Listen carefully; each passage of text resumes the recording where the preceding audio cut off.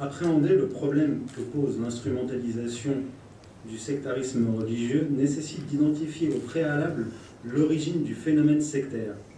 Cette méthodologie visant à cerner la cause et le principe premier d'un phénomène historique est un moyen efficace pour répondre aux conséquences des dérives sectaires, à plus forte raison lorsque celles-ci visent à subvertir les grandes religions. Le principe du schisme religieux conduisant au sectarisme peut se résumer en un mot, division. Le sectarisme, résultant du schisme, apparaît au sein d'une communauté s'étant détournée de la finalité spirituelle au profit de considérations exclusivement politiques et immédiates, par définition matérielle. Comme l'a souligné René Guénon, la matière est essentiellement multiplicité et division, et tout ce qui en procède ne peut engendrer que luttes et conflits de toutes sortes. A l'inverse, la spiritualité pure permet de s'élever vers l'unité en transcendant la multitude et la matière qui ne disparaissent pas pour autant. Cette spiritualité authentique étant le principe unificateur de la multitude et non pas celui de son abolition. Cette idée se fonde sur l'expérience historique et l'anthropologie qui nous enseignent que les communautés humaines sont formées de groupes unis par une croyance commune et transcendante. L'existence de la communauté au sens large et sa pérennité sont conditionnées par la croyance collective. Je vous renvoie aux travaux de l'historien démographe Emmanuel Todd. De tout temps, le schisme religieux a été un vecteur de division des communautés qui se sont réparties par la suite en sectes selon des doctrines plus ou moins divergentes. Mais la croyance religieuse et métaphysique en tant que telle ne fut jamais remise en question, jusqu'à l'époque moderne. Nous devons donc bien distinguer le phénomène ancien et actuel de morcellement de la société en sous-groupes, dont certains relèvent du sectarisme, voire du tribalisme, du phénomène d'atomisation de la société propre à l'époque contemporaine, lié essentiellement à un consumérisme dévorant et une mondialisation invasive. Si l'on se penche sur l'histoire des trois grands monothéismes, nous constatons que les schismes sont apparus essentiellement sur la base du tribalisme, conduisant dans la plupart des cas à des conflits politiques. À l'instar du royaume d'Israël dans l'Antiquité qui s'est divisé en deux royaumes, ayant produit chacun sa propre version de la Torah. Un exemple historique montrant que la division tribale et politique conduit aux divergences religieuses et non pas l'inverse. D'autant plus que chacune des versions de la Torah a été rédigée dans une visée politique favorisant, par la modification des récits, tel groupe de prêtres appartenant à un royaume au détriment d'un autre. Quant aux multiples sectes se réclamant de Jésus et qui sont apparues dans les 2 premiers siècles de l'ère chrétienne, leur nombre fut proportionnel à la propagation du christianisme dans le bassin méditerranéen, dans la mesure où la religion chrétienne n'était pas encore encadrée par un dogme et une hiérarchie cléricale solidement établie. Chacune des innombrables sectes chrétiennes était le produit d'un syncrétisme entre le message de Jésus et la croyance païenne enracinée dans chacune des régions que le christianisme avait atteint. Là encore, la division de la religion fut le fait d'une forme de tribalisme. Chaque communauté faisait primer sa propre tradition sur le message évangélique. L'islam ne fit pas exception. Quelques années après la mort du prophète Mohammed, qui avait unifié les Arabes nomades et les sédentaires, les Arabes du Nord et du Sud, autour du principe spirituel de l'unicité divine, les anciennes rivalités tribales ressurgirent et alimentèrent les schismes religieux et par suite les conflits politiques, de l'Espagne à l'Irak en passant par l'Arabie et la Syrie. La culture profondément tribale des Arabes avait relativement miné le monde musulman. Mais la civilisation musulmane, forte des anciens peuples convertis, notamment perses à l'est et berbères à l'ouest, avait tempéré le tribalisme arabe par l'urbanisme et la sédentarisation, transformant les conditions de vie en général. Dès le 1er siècle de l'Hégire, le tribalisme avait engendré des schismes religieux, ce qui avait aggravé les divisions dans les siècles qui suivirent. Les musulmans ont contrevenu à l'ordre coranique suivant et que les savants contemporains semblent avoir oublié. Saisissez-vous de ce qui vous relie à Dieu et ne vous divisez pas, ou ne divergez pas. Chapitre Sourate 3, verset 103. Un autre passage avertit des conséquences du sectarisme. Ne soyez pas du nombre de ceux qui ont divisé leur religion et se sont constitués en schisme, chaque parti étant satisfait de sa propre doctrine. Sourate 3, versets 31-32. L'une des grandes figures du XIIe siècle, Ibn Rushd, Averroès, s'est fait l'écho de ces versets lorsqu'il expliquait que ce sont des interprétations théologiques divergentes exposées à tout un chacun, que sont nées les sectes de l'islam. La conséquence en a été l'exécration mutuelle et les guerres, l'oubli de la révélation et la division des hommes. Les sectes, dit-il, en vinrent au point de s'accuser mutuellement d'infidélité et d'innovation blâmable, en particulier celles d'entre elles qui étaient perverses. Jugement dont l'écho se fait entendre particulièrement aujourd'hui dans le contexte des guerres au Levant. Aujourd'hui, et ce depuis 250 ans, la secte de l'islam la plus dangereuse et la plus encline à accuser les musulmans d'infidélité et d'innovation blâmable est la secte wahhabite. Cette secte se distingue de la quasi-totalité des anciennes en cela qu'elle est historiquement et objectivement un mouvement de destruction de l'islam de l'intérieur, ce qui a été mis en évidence par Jean-Michel Vernochet dans son ouvrage récent. J'insiste sur le fait que le wahhabisme forme avec le réformisme islamique, lequel a donné naissance aux frères musulmans, un double mouvement de subversion au sein de la religion musulmane. Une thèse et son antithèse, moteur de ce que j'appelle une dialectique infernale.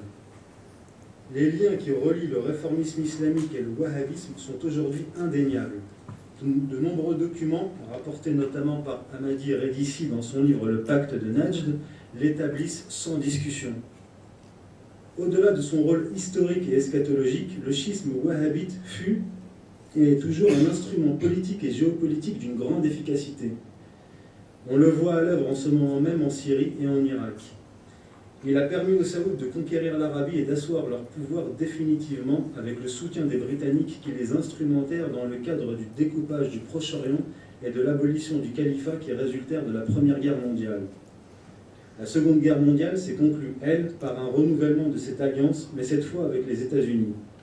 Association du pétrole et du dollar qui fit du wahhabisme une idéologie internationale toute puissante. Cette propagation de la doctrine a permis de conquérir l'islam et ainsi ternir son image aux yeux des non-musulmans et d'amener dans le giron des prédicateurs wahhabites une partie de la jeunesse musulmane à travers le monde.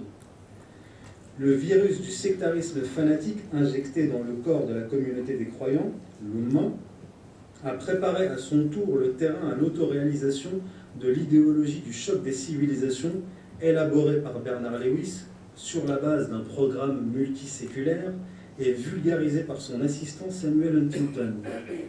Je reviens en détail sur cette question dans mon ouvrage Occident et Islam, à paraître en septembre. Cependant, dans un cadre strictement géostratégique et dans la perspective plus large du choc des civilisations, le terrorisme wahhabite joue un rôle fondamental, en particulier ses avatars que sont Al-Qaïda, Al-Nusra, Daesh et beaucoup d'autres au Sahel, en Afrique de l'Ouest ou de l'Est et au Maghreb. Au Proche-Orient, Al-Qaïda et l'État dit islamique remplissent une double fonction. La première est celle d'agents corrosifs menaçant l'intégrité nationale, comme en Irak et en Syrie, et rendant difficile, voire impossible, la reconstitution d'un État homogène sur le plan territorial. Comme au Yémen, où Al-Qaïda empêche la progression de la révolution menée par Ansarullah. La seconde fonction consiste à servir de prétexte aux coalitions atlanto-israéliennes pour faire reculer l'armée régulière syrienne face à Daesh ou encore affaiblir la rébellion au Yémen. En effet, on a laissé s'installer Daesh en Irak. Souvenons-nous que l'ancien premier ministre irakien Maliki, sous tutelle américaine, a permis à Daesh de se constituer par le retrait volontaire de l'armée irakienne. Les timides frappes américaines contre Daesh ne doivent pas nous leurrer. Ces mêmes États-Unis avaient bien moins de retenue lorsqu'il s'agissait de bombarder la population civile irakienne. Relevons aussi que l'armée américaine a, à plusieurs reprises, offert, accidentellement, des armes à Daesh. De même, Israël a ouvert la porte de ses hôpitaux aux terroristes qui mettent la Syrie à feu et à sang, tout en frappant à intervalles réguliers la Syrie, venant ainsi en aide à leurs alliés objectifs, les terroristes. Au reste, par une significative inversion accusatoire, c'est Damas qui est rendu responsable des avancées de l'État islamique et de ses ravages. Notre analyse est la suivante. Daesh travaille à finaliser des objectifs que l'OTAN et Israël n'ont pas pu atteindre eux-mêmes, à savoir faire disparaître l'État syrien et éradiquer le Hezbollah qui empêche le contrôle du sud Liban par l'État hébreu, ce qu'il s'efforce de faire depuis sa création, début 1920, début des années 1920. La chronologie des événements est parlante, ceci sans extrapolation outrancière. En septembre 2013, la Russie empêche les États-Unis et ses quelques alliés de frapper militairement la Syrie. 2 mois plus tard, en novembre 2013, débute la crise ukrainienne aux portes de la Russie qui la détourne du Proche-Orient. Durant le premier semestre 2014, Daesh instaure son État en Irak et poursuit sa guerre contre la Syrie et le Hezbollah. Cet état de fait illustre parfaitement le rôle géostratégique du terrorisme international, dont l'activité est très souvent localisée dans des régions éminemment stratégiques, telles la Tchétchénie où les troubles visaient à l'éclatement de la Fédération de Russie, suivant l'axe stratégique tracé par Zbigniew Brzezinski, 1997, en Libye et au Mali pour justifier les ingérences militaires de l'Africom, l'OTAN en Afrique, et au Proche-Orient en faveur des intérêts atlantistes à long terme associés pour le pire aux pétromonarchies wahhabites. Le terrorisme international est un outil d'une formidable efficacité, justifiant des interventions militaires, permettant de briser des États, offrant des arguments à des justifications à la stratégie du choc des civilisations, et dans le cas de la Syrie comme ailleurs, mener des guerres par procuration. Répondre aux problèmes qu'oppose cet extrémisme implique, comme exposé en introduction, de remonter à la cause première de ce singulier sectarisme et non pas se limiter à y répondre politiquement. La tâche doit en revenir en priorité aux musulmans eux-mêmes et aux docteurs de la foi, d'autant plus que le wahhabisme est utilisé notamment dans le but de soumettre avant toute chose les sunnites et au-delà provoquer des guerres civiles entre sunnites et chiites. Le père du wahhabisme, Ibn Abdul Wahhab, a, dans son premier brûlot de 50 pages, perverti la finalité du concept de l'unicité divine. Alors que le prophète avait unifié les hommes autour de cette idée fondatrice, Abdul Wahhab en a fait un instrument de division établissant une hiérarchie qui élève ses partisans au degré de peuples élus trônant au-dessus de l'immense masse des musulmans, sunnites et chiites. Je rappelle qu'au temps d'Abdel Wahhab et par suite, les plus doctes savants sunnites des 4 écoles juridiques fondatrices de l'islam classique, du Najd, du Hedjaz, du Yémen et les grands savants chiites et sunnites d'Irak ont quasi unanimement réfuté Abdel Wahhab et sa doctrine méphitique. Il fut déclaré hérétique par ses savants et par ses propres maîtres. Sans nier ni abolir les divergences doctrinales qui existent entre le sunnisme et le chiisme, les savants sunnites et chiites ont pour devoir, conformément aux versets coraniques précités, d'établir la concorde entre les musulmans en revenant au principe spirituel unificateur qui seul peut transcender la multitude et les divergences, l'unicité.